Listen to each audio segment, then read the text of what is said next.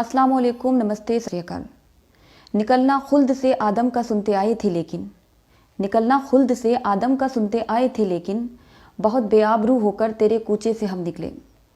हज़ारों ख्वाहिशें ऐसी कि हर ख्वाहिश पे दम निकले। हज़ारों ख्वाहिशें ऐसी कि हर ख्वाहिश पे दम निकले। बहुत निकले मेरे अरमान लेकिन फिर भी कम निकले।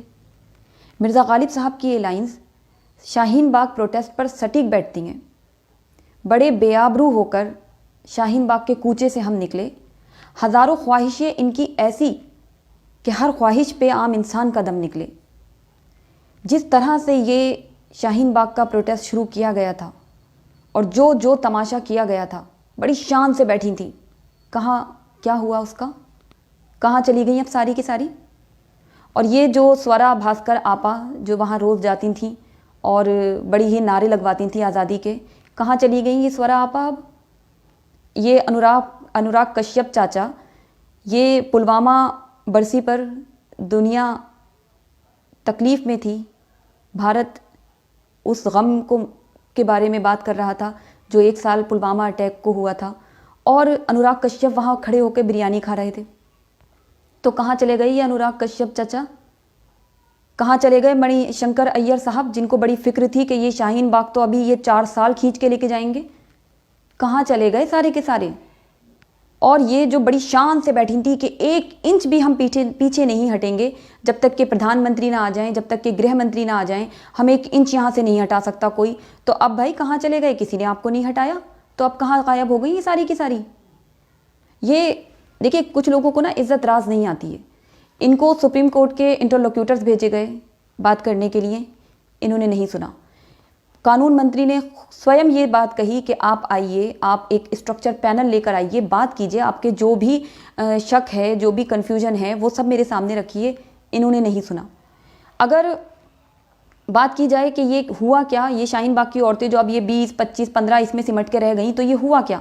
ये जो इनका जो एक ये फंडिंग का जो पूरा चैन था वो टूट गया। इनकी बिरयानी बंद हो गई, इनका मिनरल वाटर बंद हो गया। या यूं कर लें कि बिरयानी बदनाम हुई शाहीन बाग तेरे लिए, क्योंकि अब अगर इन्हें जर्दा या कौरमा ऑफर हो जाएगा तो हो सकता है कि ये फिर से आके निकल के बैठ जाएं। तो बिरयानी को इन्होंने खूब बदनाम कर दिया शाहीन बाग ने। और इनको तभी उठ जाना चाहिए था, इज्जत से उठ सकती थी। इनके पास बहाना था जब सुप्रीम कोर्ट ने वार्ताकार नियुक्त किए थे, लेकिन इन्होंने किसी की नहीं सुनी। ये बस एक ही बात कहती थी कि जब तक सीएए वापस नहीं लिया जाएगा हम 1 इंच नहीं हटेंगे। तो अब भाई सीएए तो वापस नहीं लिया गया, और आप 1 इंच तो छोड़िए, आप पता नहीं कहाँ घुस गई अपने बिलों में। शर्म नहीं आई आपको? ये कुछ नहीं था। ये हिंदुस्तान को पाकिस्तान बनाने की पूरी कोशिश की गई थी। ये ब्लैकमेल करने की कोशिश की गई थी हिंदुस्तान को। और ये वाकई में कोई संयोग नहीं, ये प्रयोग था जो ये शाहीन बाग बनाए गए थे जगह जगह। तो अब ये दिख रहा है हम सबको, ये दंगे करवाए गए, मुल्क की इतनी बर्बादी हुई, आम इंसान अपनी जान से गया, अपनी ज़िंदगी भर की कमाई से गया, और तुम्हारी ये ज़िद की ज़िद हो गई। वाह भाई वाह, बहुत अच्छा। और अब वहाँ देखिए ज़रा, ये बात हो रही थी कि भाई हमारे पास तो पेपर्स हैं। जब इनसे सवाल किया जाता था और ये फंसती थी तो ये बोलती थी कि हमारे पास तो पेपर्स हैं, हम तो उनके लिए बैठे हैं जो गरीब लोगों के पास पेपर्स नहीं हैं। तो भाई कितने गरीब लोगों की आपने मदद कर दी बिरयानी खा खा के? ज़रा मुझे एक लिस्ट बना कर दें, या फिर मुझे ना दें, सरकार को एक लिस्ट बनाकर भेज दें कि इतने गरीब लोगों की हमने मदद कर दी, आप उन सब के नाम दें। 3 महीने जो इतना पैसा ये उठाया गया ये शाहीन बाग प्रोटेस्ट को, इसको हवा देने के लिए, इसको दाना पानी देने के लिए, बिरयानी और जर्दे खिलाने के लिए जो पैसा खर्च कर रहे थे, और फिर मुल्क की बर्बादी अलग रखिए। जो दिल्ली में हिंसा हुई, ये इतना जान माल का नुकसान हुआ, अगर ये सारा पैसा गरीबों की मदद के लिए लगाते तो आज और 2-4 कदम आगे हो चुका होता देश। पर आपने किसी के बारे में नहीं सोचा, और अब देखिए कितनी बेआबरू होकर उठी हैं। ये वाकई में, ये देखिए, आप सब तमाशा बनाया था, इन्होंने अपना भी तमाशा बनाया और इन्होंने पूरे मुल्क का तमाशा बनाया। वहाँ लाइव रिपोर्टिंग हो रही है और वहाँ आदमी खड़े होकर सारी औरतों का मुंह बंद कर रहा है। लिटरली वो मुंह बंद कर रहा है कि आप मत बोलिए, आप उन लोगों को छुपा रहे हो। जितनी भी औरतें वहाँ 20-25 जो भी संख्या में थी, जो 5000 की भीड़ थी, वो तो खैर नदारद हो गई। और अब ये स्वरा आपा भी पता नहीं कहाँ छुप के बैठ गई हैं।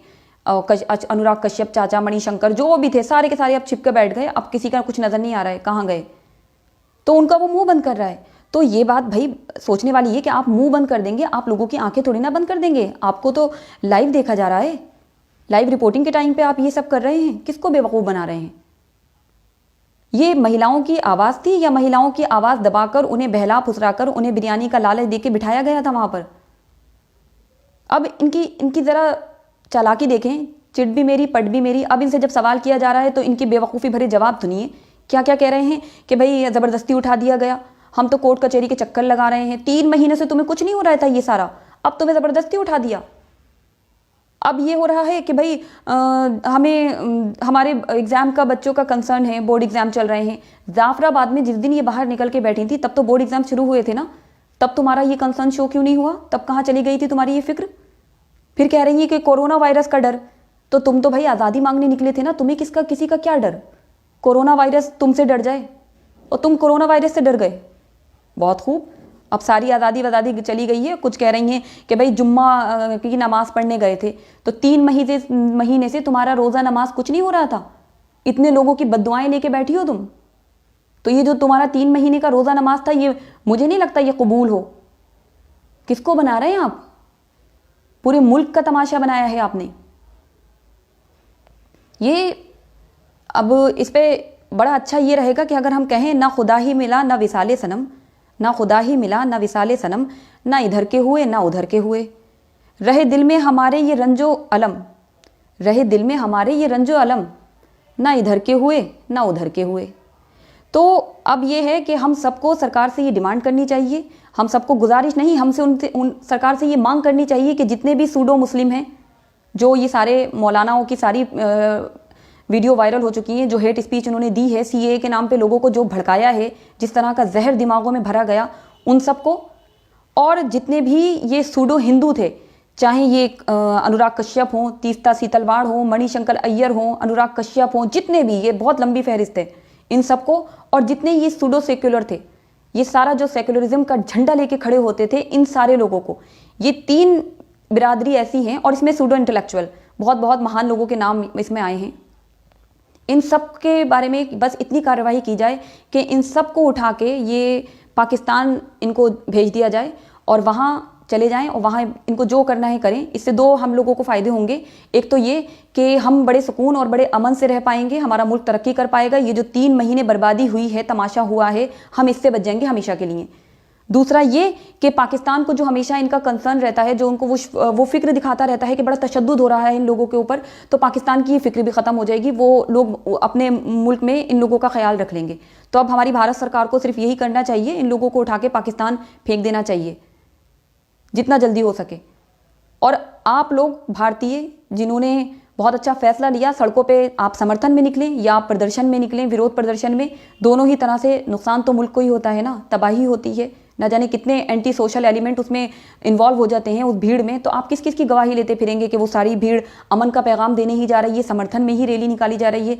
तो जब भी सड़कों पर निकला जाता है तो सोच समझ के निकला जाता है। और कहा जाता है कि औरतें घर की इज्जत होती हैं, और मैं मानती हूँ औरतें क्या, आदमी क्या, सब घर की इज्जत होते हैं। जब आप सड़कों पे निकल के बैठते हैं, अपनी इज्जत का तमाशा बनाते हैं, तो आपको सोच समझ के ये कदम उठाना चाहिए। तो खैर देखिए, अब बिरयानी तो खैर बदनाम हो ही गई शाहीन बाग तेरे लिए। और आप लोग जो अपने मुल्क का ख्याल रख सकते हैं, पूरी तरह से इसका ख्याल रखें, अमन और सुकून बनाएं, लोगों को समझाएं जितना हो सकता है। और जो डिमांड मैं कर रही हूँ आप सब भी करें कि इन सबको पाकिस्तान भेज दिया जाए। अपना और अपने इस प्यारे मुल्क का ख्याल रखें। Thank you so much.